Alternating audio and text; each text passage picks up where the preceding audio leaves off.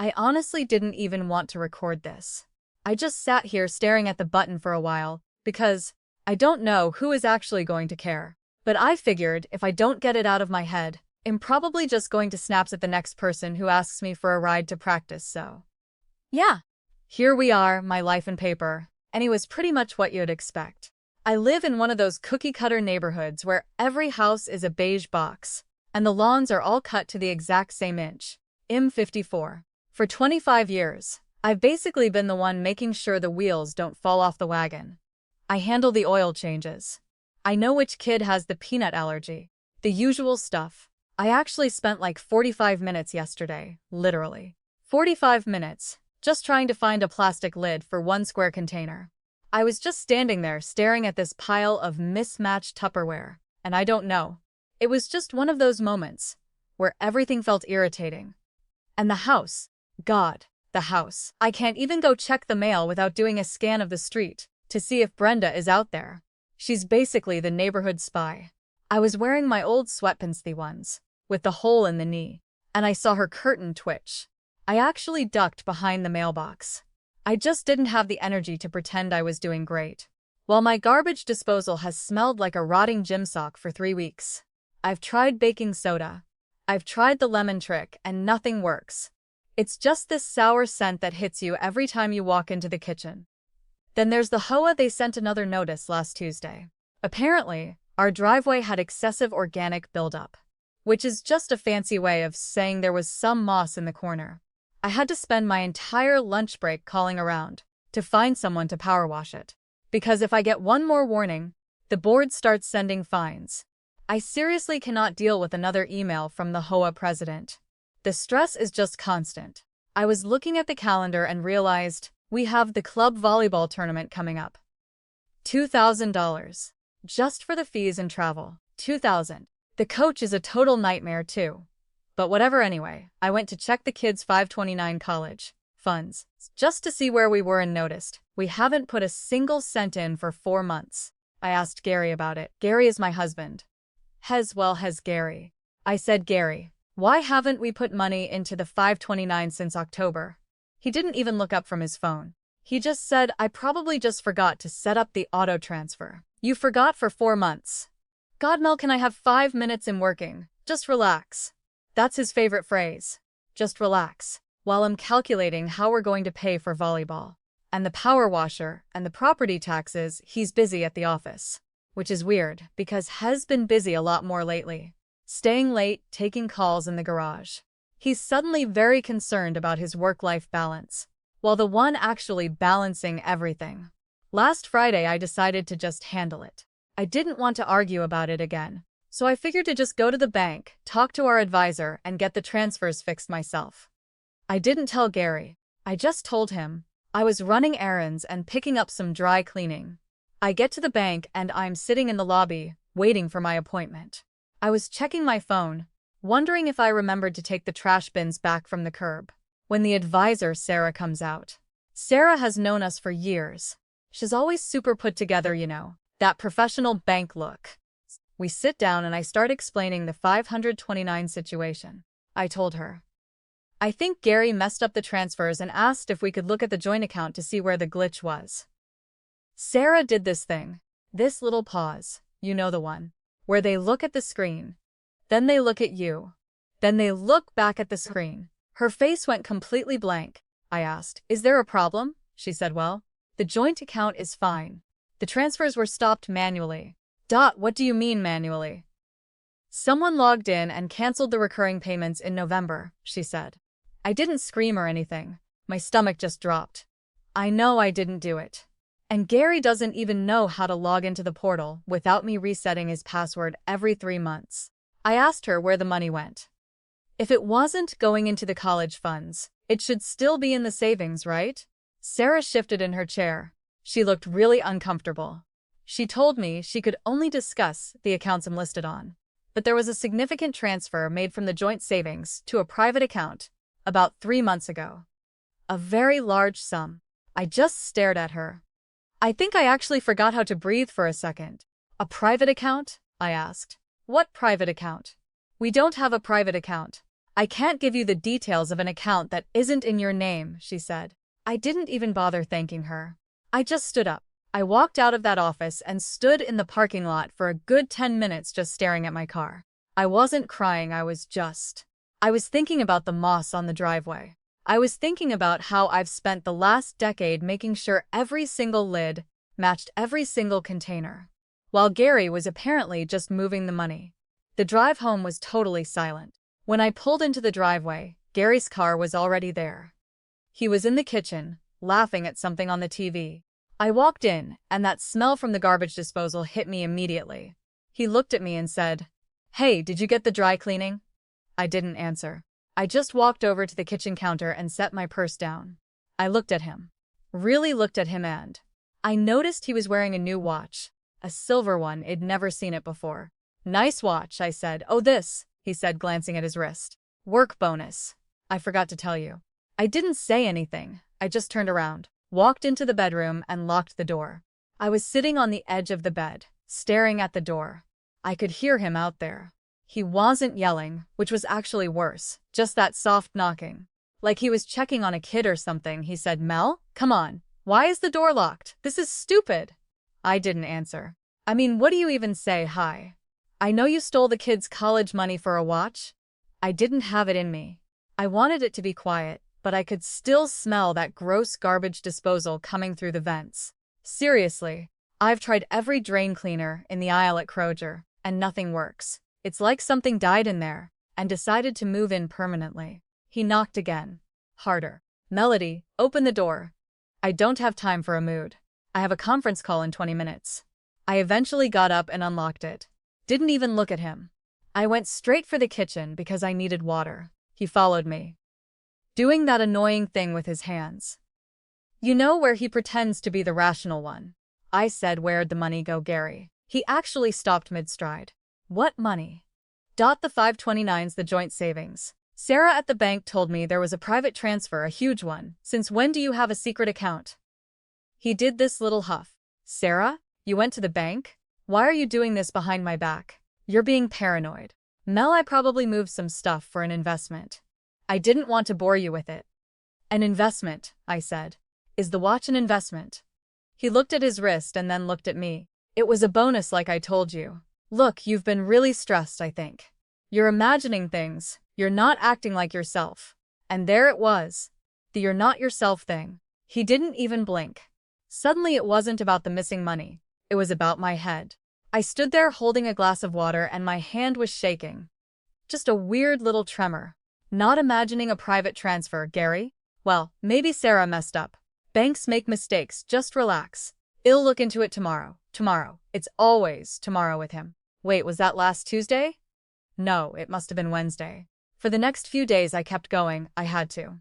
The kids were still there, and we had that club volleyball tournament coming up. I remember sitting at the kitchen table, writing a check for $2,000, and I actually felt sick. Writing a check for $2,000 while my husband is blowing the kids' future on whatever he's doing. Oh, and my check engine light started blinking that morning. I don't even know what it means. Just a steady, rhythmic amber glow, and I just wanted to throw the whole car into a lake. Then there was Brenda, of course. I was out in the driveway on Thursday. The power washing guy was finally there. The moss was actually coming off. But I was standing there trying to make sure he didn't spray the mulch, and I saw Brenda. She was watching me from her porch. She walked down the sidewalk, all smiles. "Oh, Melody, I saw the power washer. About time, right? The HOA board was mentioning your driveway at the last meeting. Not in a bad way, obviously, but just, noticing Brenda is the biggest gossip in the zip code. I swear." I looked at her. I said, "Thanks, Brenda." "Are you okay, honey?" she asked, leaning in. "You look a little pale. Is everything okay with Gary?" I noticed his car has been leaving and coming at some odd hours. My heart stopped. I didn't even know how to respond. I said, "He's just working a lot." She said. She did this little humming sound. "Well, if you need anything or if you need a drink and a place to vent, my door is always open." She didn't sound helpful. She sounded like she knew something and loved it. The thought of her talking about my marriage over Chardonnay with the other women on the block made me want to scream. I turned around and told the power washing guy to hurry up. Once the guy left and Gary went back to his late night at the office, I decided I couldn't just sit there. I know where he keeps his stuff. I went into his home office. It's a room I barely ever enter because he's always confidential about his work. Smells like expensive leather. And that heavy woodsy cologne. He started wearing 3 months aga something I actually hate. It smells like a damp forest in a way that gives me a headache. The desk was empty. I checked the drawers, but he has those locked filing cabinets. Then I looked in the trash can. I found a crumpled slip from a boutique hotel in the city. One of those places that charges $400 a night. The date was from 2 weeks ago. A Tuesday. He told me he was in Chicago for a client meeting that Tuesday. I felt sick. I didn't cry. I took the paper and shoved it in my pocket. Then I saw his iPad on the nightstand. He usually has a passcode, but he's gotten lazy. I tried his birthday. Nothing. Our anniversary. Nothing. Then I tried the kids' birthdays combined and it worked. I didn't go into his texts. I went straight to the browser history. He hadn't been searching for investments. He'd been searching for divorce lawyers and discreet offshore accounts. I sat on the edge of the bed, holding the iPad, and I was just pissed. While I was doing the mental load for the entire family, he was calculating how to wipe us out. I heard the garage door open. I scrambled to put the iPad back and slipped out of the room.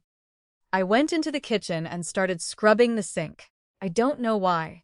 I felt like I had to clean something. I was using the heavy-duty scrub brush, really digging in, and that smell from the garbage disposal hit me again. It was so strong, like something had actually died in there. I probably should have bought the professional-grade foam cleaner. But I always forget. Gary walked in. He looked tired, but he had that smug look on his face. "Hey," he said. "You still scrubbing that sink? I told you, just call a plumber if it's that bad." I didn't look up, I said. "I found a hotel slip." Gary's. The silence just stretched out. He didn't even try to deny it, not at first. He just sighed. I knew it'd start snooping. This is exactly what I mean, Melody. This obsession with control, it's exhausting, it's why. "I can't even talk to you, snooping," I said. "You stole the college funds. You're looking for divorce lawyers." He stepped closer. He didn't touch me, but he was in my space. "I'm protecting my assets, Mel, because look at you. You're falling apart. You're obsessing over the hoa and the dishwasher, and you're acting like a lunatic. I can't have that around the kids." I stared at him. He was calling me crazy to cover up the fact that he was a thief, not a lunatic, I said. "I'm the one who pays the volleyball fees." "Exactly," he said. "You love playing the martyr. You love being the one who does everything so you can throw it in my face. It's suffocating." He turned around and walked toward the stairs. "Where are you going?" I asked. "To bed," he said. "I have a long day tomorrow. Just try to get some sleep, Mel. You really need it." I stood there in the kitchen, the scrub brush still in my hand, and I looked at the garbage disposal. I reached under the sink and pulled out the baking soda. But I didn't use it. I just stared at the label. I went to the hallway closet and pulled out the folder where I keep all the house documents. I started digging through utility bills, property tax records, everything. I needed the original paperwork for the joint account. I needed to see exactly when that private account was opened. I spent the next 3 hours sitting on the floor of the closet, surrounded by beige folders and old receipts, while I could hear him snoring upstairs. I found a statement from 6 months ago that he'd missed. He'd left it tucked inside a folder for the water heater warranty.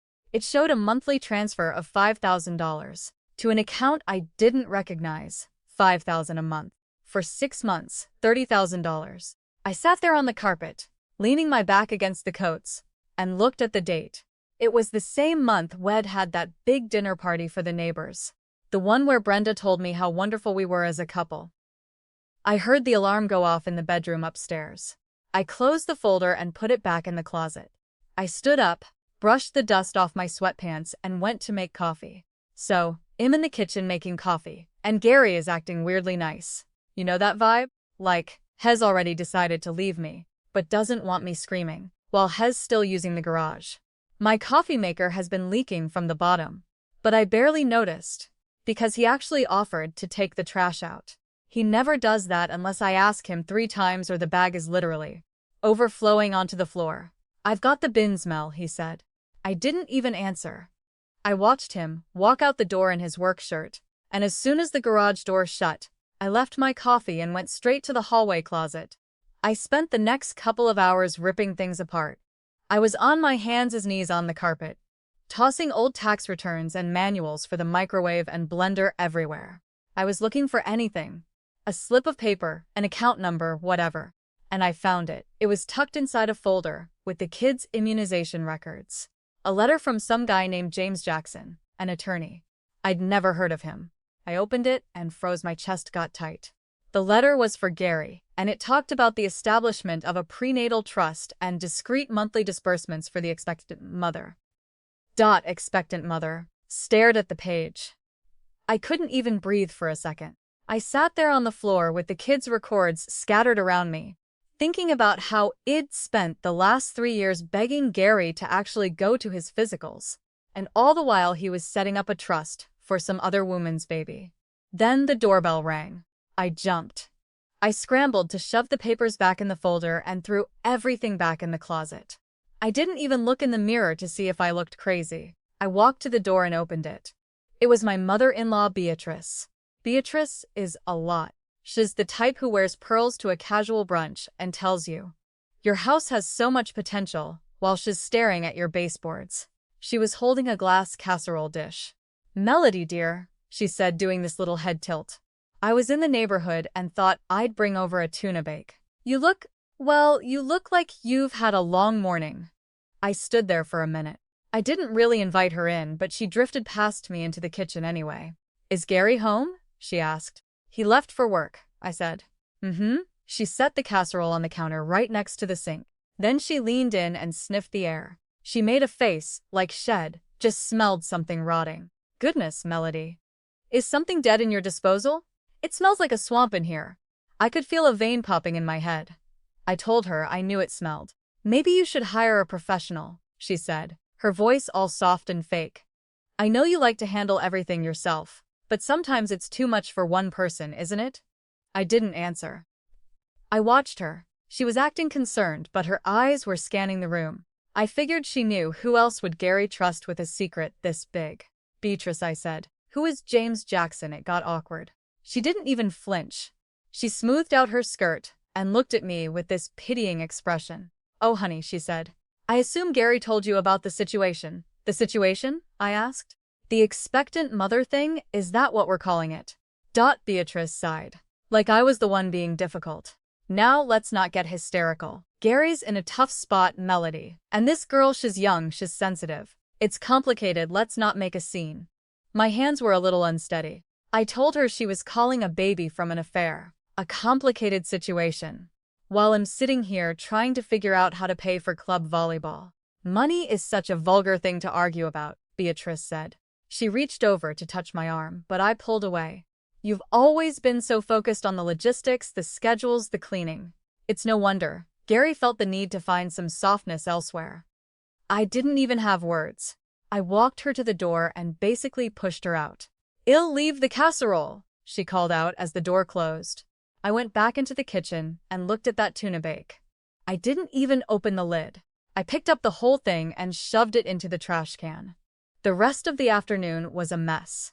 I had to pick up the kids from practice. I was driving the minivan one, with the blinking check engine light, and I kept thinking about the expectant mother. I pulled into the school parking lot and there was Brenda. Of course, Brenda was there. She was leaning against her white SUV, talking to another mom. As soon as she saw my car, she stopped talking and waved me over. I didn't want to get out. I really didn't, but I had to get the kids. I stepped out of the car and Brenda was on me in seconds. "Melody." "Oh, honey," she said. She touched my shoulder and looked at me with these wide, fake eyes. I heard well. I didn't hear per se's, but I saw Beatrice leaving your house looking very agitated. "Is everything okay? You look exhausted." I looked at her. I could tell she was just fishing. She didn't care if I was okay. She wanted to be the first one to tell the neighborhood that the perfect couple on the block was imploding. "Everything is fine, Brenda," I said. "Are you sure? Because I noticed Gary's car was at that hotel in the city again last night. My cousin works at the valet there, and she mentioned. I have to get my kids, Brenda," I said. I turned around and walked toward the gym. The kids were exhausted. My daughter was complaining about her ankle, and my son was asking for a snack every 5 seconds. I nodded and mumbled things while my brain was screaming. I got them in the car and drove home, and the whole way I kept thinking about that letter. James Jackson. The trust. When I got home, the house was quiet. Gary wasn't back yet. I went straight to his office. I didn't care about privacy anymore. I started ripping through everything. I found a spare tablet in the bottom drawer of his desk phone. He probably uses for work, but I knew he used for his secret life. The password was the kids' birthdays again. He's so arrogant he thinks he'll never actually use it. I went straight to the messages. There was a thread with a woman named Tiffany. It was endless. Photos, promises. I can't wait for the baby to be here. Gary, we need more for the nursery. The doctor says everything is looking great. And then I found the messages between Gary and Beatrice. Beatrice was the one coordinating everything. She was the one telling him how to hide the money. Make sure the transfers look like business expenses. Shed written Melody is too distracted by the hoa to notice a few $1,000s here and there. I felt like I was going to throw up, but then I kept scrolling. I went back a few weeks. I found a message from Tiffany to Beatrice. It was a voice note. I pressed play and I heard this girl's voice, young, high-pitched, sounding like she was laughing. Beatrice. He actually believes it, Tiffany said. I mean, I found a photo of a generic ultrasound on a medical forum and cropped his name into the caption. He's so desperate for an heir that he didn't even ask to see the original paperwork. I can't believe he's actually paying for a prenatal trust. This is too easy. I sat there. I couldn't believe it. I played it again. Keep playing the fragile part, Tiffany said in the recording. As long as the checks keep clearing, I can pretend to be as pregnant as I want. Just make sure Gary doesn't suggest a joint doctor's visit until after the settlement is signed. I stared at the screen. I didn't scream. I didn't throw the tablet. I started to laugh. It wasn't a happy laugh. It was just this weird, jagged sound in the back of my throat. He was stealing the kids' college money. He was betraying me. He was ruining our family. And he was doing it all for a woman who wasn't even pregnant. I heard the garage door open. I didn't scramble this time. I didn't hide the tablet.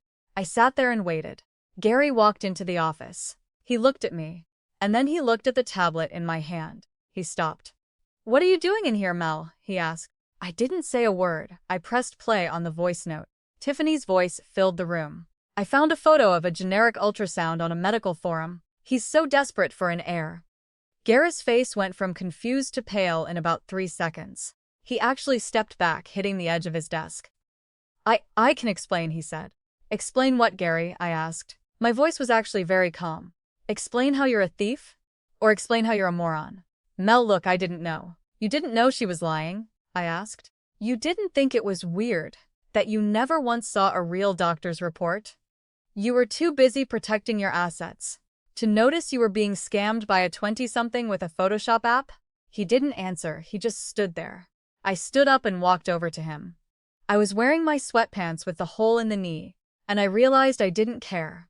I didn't care about the hoa. I didn't care about the beige houses on the street. I want the money back, Gary, I said. Every cent of the 529s, every cent of the savings, and I want it by Monday. I can't just, the trust is locked, he stammered. Then you better figure out how to unlock it, I said. I walked out of the office and went back into the kitchen.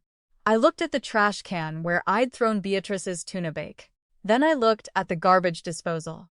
I reached under the sink, grabbed the professional-grade foam cleaner I'd finally bought, and poured the whole bottle down the drain. Then I walked away. Monday rolls around. Gary spent the whole weekend basically losing his mind.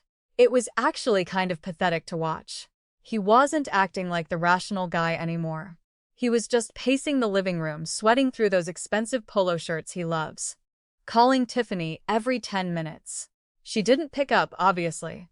She'd already taken $30,000 from him, so she was gone. I didn't try to comfort him. I didn't even really look at him. I just did my own thing. Sunday afternoon, I decided to finally organize the Tupperware drawer. You know the on where you have 100 containers, but like 3 lids that actually fit. I spent 2 hours on the kitchen floor just matching them up. One of the blue ones had this weird sticky residue on the rim that wouldn't come off no matter how hard I scrubbed.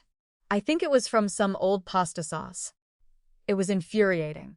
Gary kept walking past me, looking like he was having a heart attack, saying things like, "Mel, please, we have to figure this out. We can't just let that money go." I didn't even look up. I just told him. I was busy with the lids. I don't know, it just felt right to do something pointless, while he was spiraling about his legacy or whatever. Anyway, Monday morning wait. Was it Monday? No, it was Tuesday. Didn't wait for him to come up with a plan. I called James Jackson, the lawyer. I wasn't trying to be nice. I just told him what I had. The recording of Tiffany admitting the fraud, the bank transfers, and the fact that my husband got scammed by a girl with a Photoshop app. I told James that he could either help Gary get the money back and handle a clean break, or I could just send that recording to every one of Gary's business partners. I figured the board at his firm would love to know he was that easy to fool. There was this long pause on the phone. I could tell the lawyer was just thinking about how much he could charge. Then he said he thought they could reach a resolution. But while the legal stuff was happening, the rest of my life was still a mess. We had that club volleyball tournament. $2,000. I'd already written the check, so I spent the weekend pretending I wasn't. Currently planning my husband's social downfall. Saturday morning at the gym was brutal. I was sitting in one of those folding chairs that kills your lower back after 10 minutes. The metal frame was digging right into my spine. And then there was Brenda. She didn't even wait for the game to start. She slid over to me in some expensive-looking outfit and sunglasses. "Melody," she whispered. "She does this thing where she leans in way too close. I saw Gary at the store yesterday. He looked a mess. I told him if he needed a shoulder to cry on, or maybe some legal help, me nephew is a paralegal that I was around." I just looked at her. "That's so sweet, Brenda." "I just hate to see a marriage struggle," she said. She was scanning the room, obviously looking for other moms to tell. "I mean, Gary can be intense, but he looked worrying. Is he having a breakdown?" I leaned in and told her he was just stressed about the budget. "Oh, I totally understand," she said. She was basically shaking. I knew she couldn't wait to tell everyone. The beards were falling apart. The rest of the tournament was just a lot. Smile and nod and cheer for the kids. But I was thinking about how I hadn't put money into the kids' 529 funds for 3 months, because Gary was paying for boutique hotels for a fake pregnant woman. When we got home, the house felt weird. Smaller, I guess. I went to get the mail and saw Mrs. Gable watering her plants. Shady and can't see a thing, but she notices everything. "Evening, Melody," she yelled. Lovely day. I was wearing my gray sweatpants, the ones with the bleach stain, and my hair was barely staying in its clip. I just waved and hurried inside. I couldn't deal with another "How are you?" I felt like if one more person asked if I was okay, I was just going to scream. That night, Gary tried to act like a husband again. I was putting away the dishwasher, which was still leaving this weird film on the glasses for some reason. I spent 5 minutes trying to wipe a smudge off a wine glass with a paper towel, but it just smeared. "The dishwasher is a piece of junk." He put his hand on my shoulder. "Mel, I'm so sorry," he said. I was blinded. I thought I was doing something for the future. I didn't know she was lying. I stepped away. I didn't even look at him. "You weren't doing anything for the future, Gary. You stole from the kids' future for a fantasy. You weren't some visionary. You were just fucking bored." He told me that wasn't fair. Fair? I turned around. I'm the one who remembers the dental appointments. I deal with the hoa when the grass is too long. I'm the one who found the hole in the soccer cleats. You just exist here. You don't do anything except complain when things aren't perfect." He looked like I'd slapped him. But I was just too tired to care. I was exhausted from trying to keep the image up. The house, the marriage, the kids. It was all a performance. And I was the only one actually doing any work. The resolution happened a week later. James Jackson got about $20,000 back. Tiffany had spent most of it, but the lawyer froze a few accounts. It wasn't everything, but it stopped the bleeding. I didn't want a big scene. No screaming in the driveway. I just wanted him gone. I sat him down at the kitchen table with a folder. Everything was there. "Assets, custody, the house." I talked to my lawyer, I said. "I want you out by the end of the month. We'll sell the house, split the money, and you can go be a visionary somewhere else." Gary looked at the papers. He asked what I was going to tell the kids. "The truth," I said. "That you made bad choices with money and we can't Be married, I'm not covering for you anymore, he sighed, and told me I was being cold. He asked where the woman he married went. I actually laughed. The woman you married did everything for you. She's gone, you traded her for a fake ultrasound. He didn't say anything. He just stared at the table. But in a neighborhood like this, people live for drama. 2 days later, Brenda had a back-to-school mixer on her patio. I didn't want to go, but I did. I wanted people to see me. I wanted them to see. I was the one still standing. I wore a dress that actually fit and got my hair done. I didn't want to look like I'd spent a month crying. Gary was there too, trying to manage the narrative. He spent the night drifting between groups, talking about mutual differences and executive stress. I watched him. He was doing that smug, rational thing again. He was talking to Brenda and 2 women from the tennis club. It's just a difficult transition, Gary was saying, leaning back with a scotch. We've both realized we grew in different directions. It's a mature decision for the kids. I walked up. I didn't interrupt. I just waited for him to finish, actually, Gary, I said. I made sure everyone heard me. I think growing in different directions is a stretch. Maybe you should tell them about the prenatal trust for the woman who wasn't actually pregnant. It got quiet. Everyone just stared. Brenda's jaw actually dropped. A what? She asked. Gary turned bright red. Melody, this is not the time. I think it's the perfect time, I said. I just smiled. He spent $30,000 of the kids' college fund on a scam. He thought he was having a baby with some 20-something he met online. It's a pretty funny story. If you like stories about idiots, I didn't stay for the rest. I didn't need to. I could see Brenda's brain working. She had the biggest piece of gossip in the zip code. By tomorrow, everyone would know Gary wanted a stressed executive. He was a joke. I walked away and got some hummus from the snack table. The next few weeks were just a blur of moving boxes and arguing over who got the good vacuum. Gary moved into a small rental across town. He didn't fight me on the house. I think he was just too embarrassed to be seen here. I remember the day he took the last of his things. He was loading books into his car. I was standing in the doorway in an old t-shirt, holding lukewarm coffee. I hope you're happy, he said. He wouldn't look at me. I am, I told him. I really am. You ruined my reputation, Mel, people whisper at the club. Well, I said.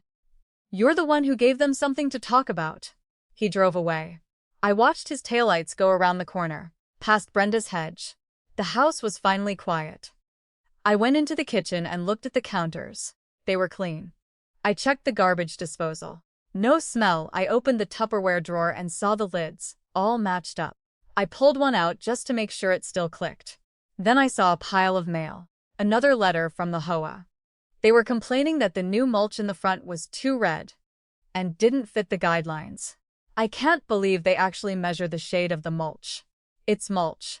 It's literally shredded wood. I stared at the letter for a while. Then I walked over to the trash and dropped it right on top of some old tuna casserole that had been in there for 2 weeks. I went into the living room and sat on the sofa. I didn't turn on the TV or call anyone. I just sat there.